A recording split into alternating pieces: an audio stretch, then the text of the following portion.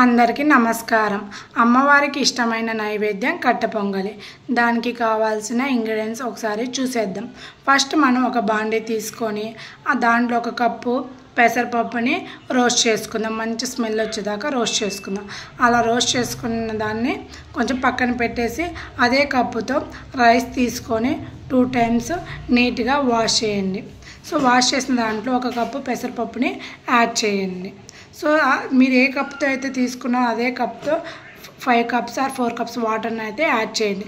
నేను 4 cups వాటర్ని అయితే యాడ్ చేశాను. కొంచెం ఇంకా మెత్తగా కావాలంటే 5 cups వాటర్ని యాడ్ చేసుకోండి. సో అలా యాడ్ చేసిన దాంట్లో 1 tablespoon పెప్పర్ని యాడ్ చేయండి. సో అలా పెప్పర్ని యాడ్ చేసిన తర్వాత మనం కొంచెం చిన్నగా ముక్కలుగా కట్ చేసుకున్న అల్లం ముక్కలను కూడా యాడ్ చేసుకుంటే కొంచెం టేస్ట్గా చాలా బాగా ఉండిద్ది. కొంచెం తగినంత పసుపు, కొంచెం సాల్ట్ వేసుకొని మనం మూత పెట్టేసుకున్నాం. 4 to 5 విజిల్స్ రాగానే స్టవ్ అనేది ఆఫ్ చేయండి. సో మనకనేది కట్టె పొంగల్ అనేది ఇలా ఉండిద్ది. సో దాన్ని నీట్గా మ్యాష్ చేసుకోండి. సో మెత్తగా మ్యాష్ చేసుకున్న తర్వాత మనము ఇప్పుడు పోపుకి రెడీ చేసుకుందాము. ఫస్ట్ 3 tablespoon గీ తీసుకోండి. సో దానిలోకి 1 tablespoon ఆయిల్ని కూడా యాడ్ చేసుకోండి. సో ఆయిల్ని యాడ్ చేసుకున్నాక కొంచెం ఆయిల్ వేడెక్కిన తర్వాత జీడిపప్పుల్ని ఒకసారి నీట్గా రెడ్డిష్గా వచ్చేటట్టు వేయించుకోండి.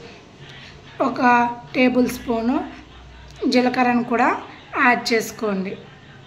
జీలకర్ర కొంచెం వేగిన తర్వాత దానిలోకి మినప్పప్పుని కూడా యాడ్ చేయండి. ఆవాల్ని, శనగదాల్ని కూడా యాడ్ చేయండి. కొంచెం పోపు వేగిన తర్వాత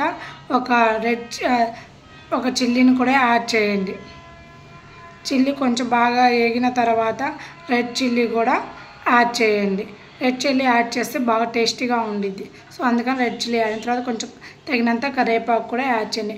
పోపు బాగా నీట్గా వేగిన తర్వాత ఆ పోపుని కట్టె పొంగల్లోకి వేసి నీట్గా తిప్పండి, మిక్స్ చేయండి.